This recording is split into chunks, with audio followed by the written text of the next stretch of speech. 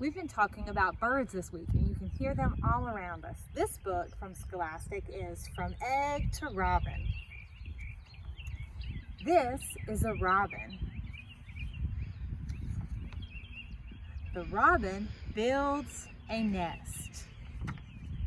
The robin lays eggs. See the eggs? See the robin? Then the eggs hatch. Look at them cracking open. There are the baby birds in the nest. The robin feeds her babies. See, she's got the worm for the babies. The babies get bigger.